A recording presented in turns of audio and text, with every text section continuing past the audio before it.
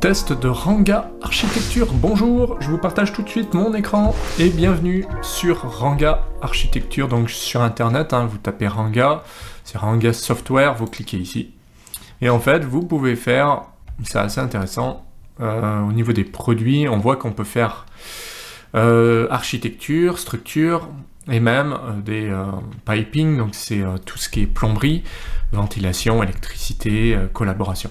Donc moi aujourd'hui, dans ce tutoriel, on va tester ensemble le Ranga standard, parce que du coup ça prendra moins de temps et moins de place, et du coup vous avez 30 jours d'essai gratuit pour le faire. D'accord? Donc moi je me suis pas gêné, j'ai créé un compte ici. Vous créez un compte, vous mettez un mail comme d'habitude, un nom, vous faites download. Alors petite astuce, vous avez download trial ici, donc essai, d'accord? Donc comme je vous le disais, vous mettez nom, email, numéro si vous voulez, voilà, et vous mettez le pays, d'accord? Bon, de toute façon, s'il y a l'étoile, c'est que vous êtes obligé de mettre quelque chose. Et puis après, vous choisissez bien celui que vous voulez. Moi, j'ai mis standard pour tester, parce que c'est peut-être plus simple que le professionnel. Ensuite, vous mettez Send, et là, vous recevrez deux liens. Un premier lien de téléchargement et un deuxième lien, comment l'installer, etc. Moi, j'ai pas eu besoin de regarder plus que ça. Voilà comment ça fonctionne.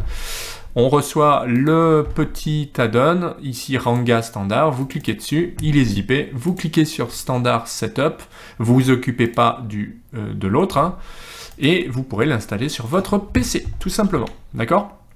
Et ensuite, il n'a pas mis le... Enfin, ça c'est peut-être pas bien terminé, je sais pas pourquoi, mais vous avez ici dans le Windows, le Ranga Standard que vous cliquez pour lancer, ok? Donc là, il va exécuter ça. Et soit vous faites ouvrir un projet existant, vous pouvez même gérer les settings, j'ai pas regardé, mais effectivement vous avez pas mal de choses dans les settings, et on va regarder. Niveau de la langue, malheureusement, c'est soit en anglais, soit une autre langue, d'accord? Donc je vous conseille de laisser en anglais. Donc une fois qu'on a regardé les options, on va simplement s'intéresser à nouveau projet, et là vous voyez que il vous crée un nouveau projet sur une base d'un niveau 0. Donc on peut imaginer là qu'on est au rez-de-chaussée par exemple, et qu'on va pouvoir s'amuser à regarder tout ce qui se passe. Donc pour ce test, en haut, qu'est-ce qu'on a? Eh bien on a déjà la possibilité de changer l'interface du dessin. Est-ce que c'est monochrome, est-ce que c'est couleur, etc. D'accord? Donc pour l'instant, on n'a rien tracé, ça va rien changer.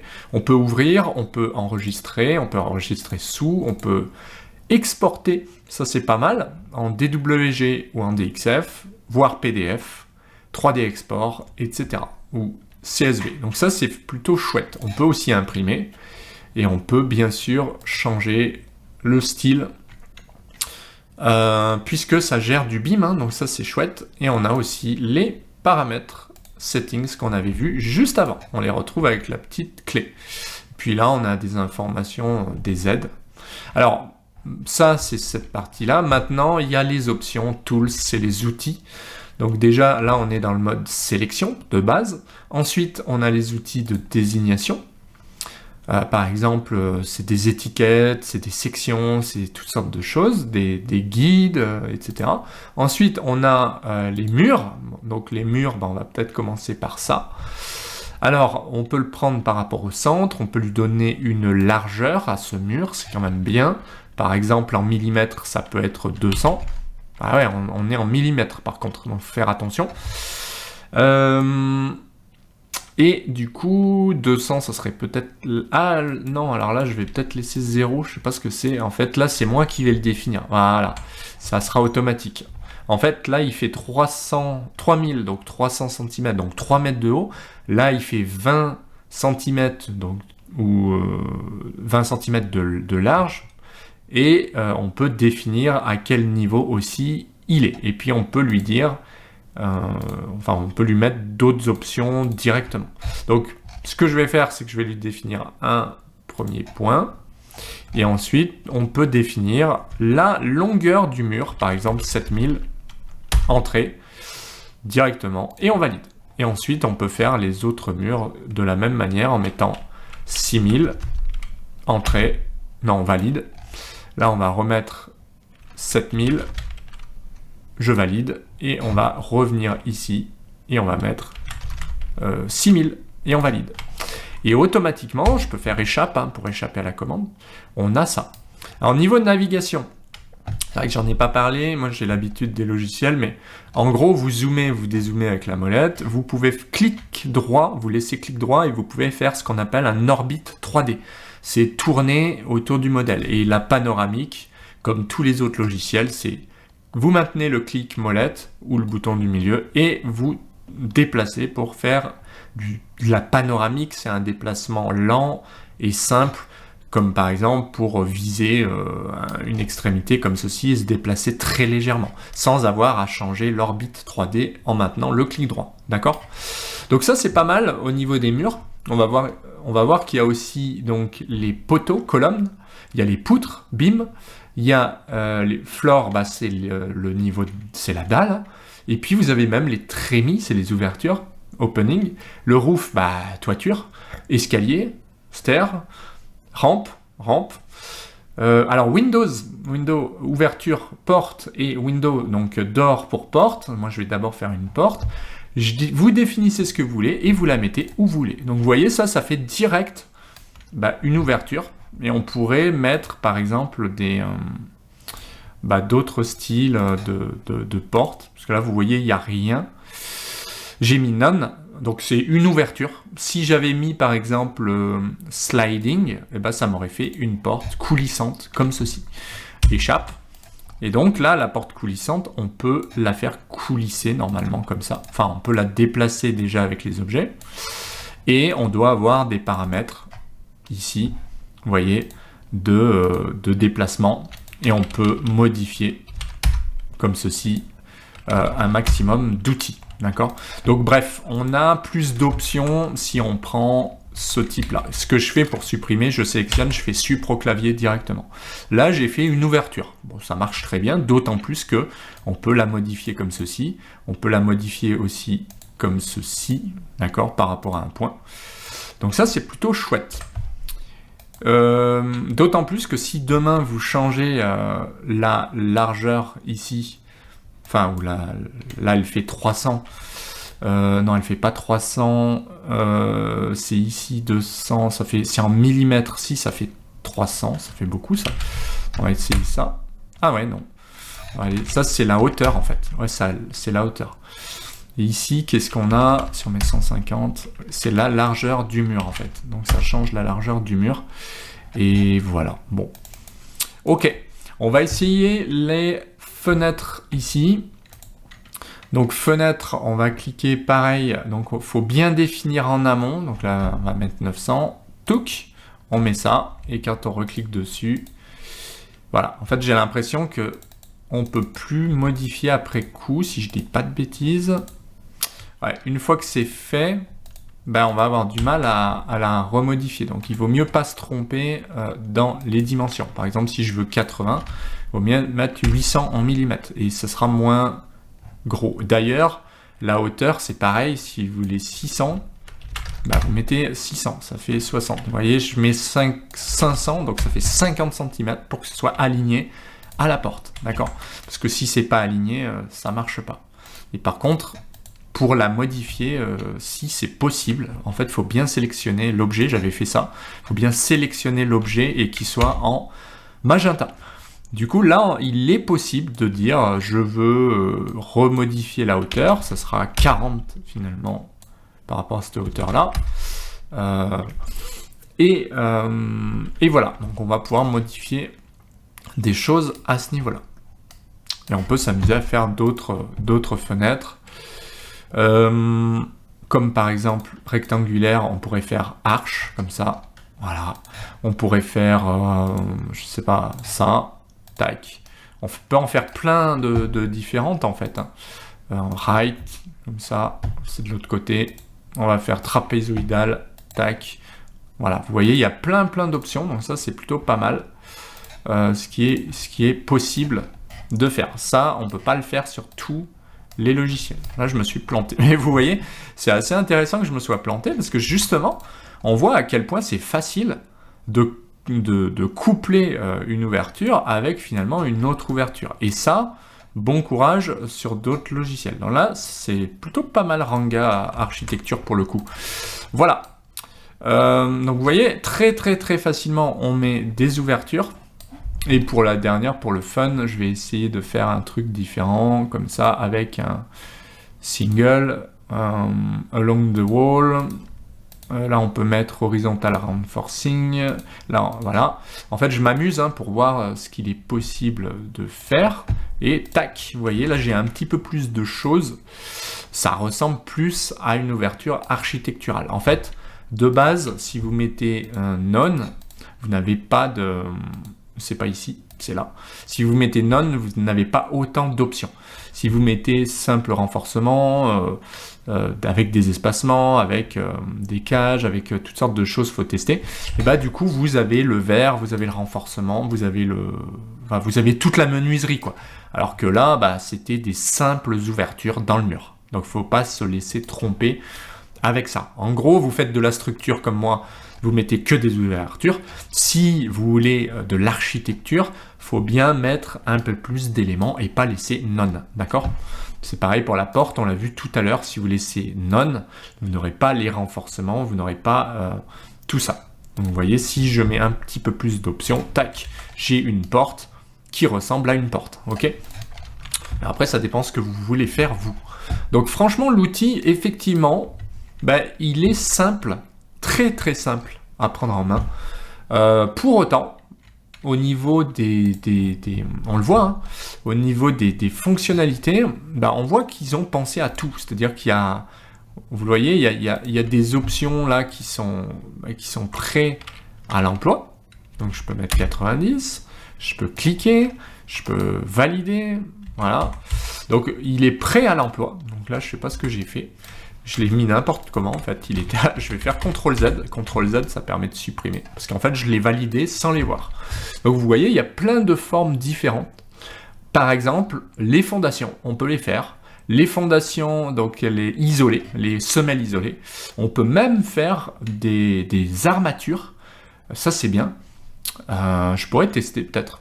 Et puis, des équipements. Donc, les équipements, ça peut être... Qu'est-ce qu'ils proposent ? Gaz, radiateur, donc, vous voyez, il propose un sèche-serviette par exemple, je l'ai cliqué ici, et voilà, donc bien sûr il est mal positionné, mais c'est pas très grave, je le prends et je déplace avec la poignée, voilà, puis j'essaye de le mettre au plus près du mur, c'est mieux, pas dans le mur, mais à l'intérieur du mur, voilà, c'est à peu près comme ça. Et puis du coup, on peut aussi lui dire de monter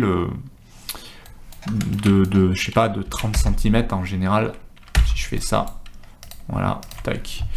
Alors je sais pas, j'aurais dû le faire dès le début. Enfin bref, vous voyez, on est capable de faire pas mal de choses assez facilement, comme ceci. Voilà, moi je pense qu'il est un peu dans le mur aussi. Et pourquoi je peux pas le monter? Je pense tout simplement parce que j'ai pas mis de dalle. Donc si j'ai pas mis de dalle par terre, il est logique, peut-être, que les objets ne montent pas. Donc il faut être un petit peu logique, il faut mettre un sol si on veut mettre des équipements. Par contre, vous voyez, on peut mettre des tuyaux, on peut faire des raccords, c'est bien. Mécanique aussi, donc on peut mettre pas mal de choses.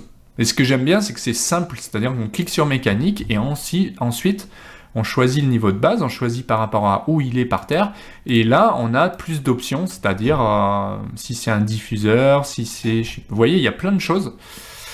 Si c'est un wall mountain wood, je sais pas trop ce que c'est, on dirait que c'est une hotte, voilà. Et vous voyez, on est capable de mettre plein d'objets tout de suite. On a quoi d'autre ?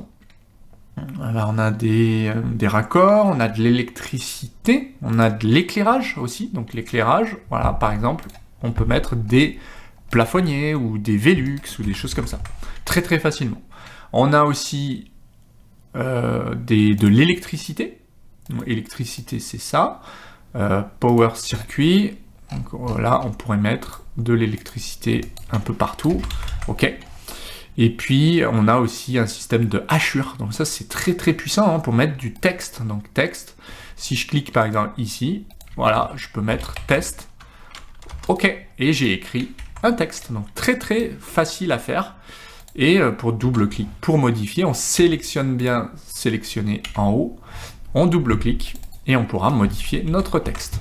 Donc vraiment très très simple. Les hachures, pareil, je clique sur hachure, je choisis la hachure, je clique et tac, je serai capable de faire une hachure inscrite soit là-dedans, ouais, peut-être, soit sur un mur. Il faut voir ce qu'il propose. Là, par exemple, je pourrais remplir... Ouais, là, c'est à moi de le faire. Et on peut aussi choisir comme ça, directement, ou pour faire une forme, etc. Voilà. Donc, vous voyez, on est capable de faire des hachures par zone très, très, très facilement. Donc, finalement, c'est assez sympa à faire. On le voit. Et on pourrait faire des hachures très simples de cette manière-là. Juste une petite prise en main, mais en fait, on y arrive si on fait par exemple des automatically by similar, peut-être qu'on va hachurer automatiquement les objets, d'accord, comme ceci, rien que en sélectionnant comme ça. Voilà. Donc je pense qu'en sélectionnant les bons objets, on est capable aussi de le faire, ou alors on refait une petite sélection rapide, par exemple toute la dalle, donc de là à là, à là, à là. Donc là j'ai été très vite, hein. Mais vous voyez, on peut faire aussi comme ça. Voilà pour le constat, je ne vais pas aller plus loin pour ce test, mais en tout cas, ça a été une découverte et une surprise. On le voit, j'ai pas été très loin, pour autant, on voit que on est capable de faire vraiment beaucoup de choses. Vous voyez, au niveau de la couleur, au niveau de la texture, on est capable de changer, hein, monochrome ou couleur, et donc on est capable finalement de faire beaucoup de choses différentes grâce à ça. Donc ça, je dirais que c'est un outil qui tient toutes ses promesses. C'est vrai que c'est du BIM simple. À voir effectivement dans d'autres tutoriels ce qu'il est capable de faire. En tout cas, ce que j'ai vu, c'est que oui, vous voyez, par exemple, pour faire des armatures, on est capable de faire très facilement des armatures. Peut-être que les rebards, il va falloir que je travaille un petit peu plus, parce que c'est pas forcément évident. Voilà. Même pour moi qui ai l'habitude, mais on est capable de tout faire d'une manière assez simple. Et pareil, les plats, ça va être plutôt des plats, donc c'est des pièces métalliques, hein, visiblement. Donc voilà, ils ont pensé à tout. Il y a les armatures, il y a même un peu de métal, vous voyez, avec des goussets, par exemple, comme ça. Comme d'habitude, on peut rajouter de l'aluminium, on peut rajouter pas mal d'options différentes. Gousset, on peut mettre ça, connecting, voilà. Donc vous voyez, quand on a des choses comme ça à faire, en tâtonnant, vous allez pouvoir tout à fait trouver ce qui vous intéresse. Voilà pour le constat, je ne vais pas aller plus loin. Pour l'outil, ce que j'en pense, c'est qu'il est super. Il est en anglais, donc gare à vous si vous ne maîtrisez pas l'anglais. C'est le seul côté un peu restrictif. Mais bon, aujourd'hui, il y a beaucoup de logiciels qui sont très bons et qui sont disponibles pour l'instant qu'en anglais. On peut imaginer que si l'outil est bien, petit à petit, il proposera d'autres langues. Et puis peut-être que vous pouvez, en vous débrouillant, modifier un petit peu l'outil pour qu'il soit en français. Pour l'instant, je n'ai pas été aussi loin. Mais ce que je peux en dire, c'est qu'il est facile. On l'a vu, on est capable de faire des plans, on est capable de mettre un peu d'électricité, un peu de charpente métal. Franchement, ça va très bien. Et même, ils ont pensé aux armatures, hein, qui sont pourtant assez complexes en général. Et on voit qu'il y a des étiquettes. Donc les étiquettes, on n'a pas testé, mais les étiquettes permettront de récupérer les éléments qu'on a fait, les ouvertures, les dimensions, etc. Donc pour ça, je dirais qu'il est très bien, d'autant plus qu'on peut exporter, si on veut finir en rendu, sur Twinmotion ou autre, on pourra exporter. Donc ça fait quand même partie de l'outil, et je trouve que c'est juste énorme. Donc voilà, si la vidéo vous a plu, petit pouce bleu, c'est important. Pensez également à partager, à liker, à donner votre avis en commentaire, à vous abonner. Ici, vous avez les formations et outils pour devenir un expert, et sinon, je vous mets une playlist qui pourra vous permettre d'aller plus loin. Voilà, je vous dis à bientôt en vidéo. Ciao!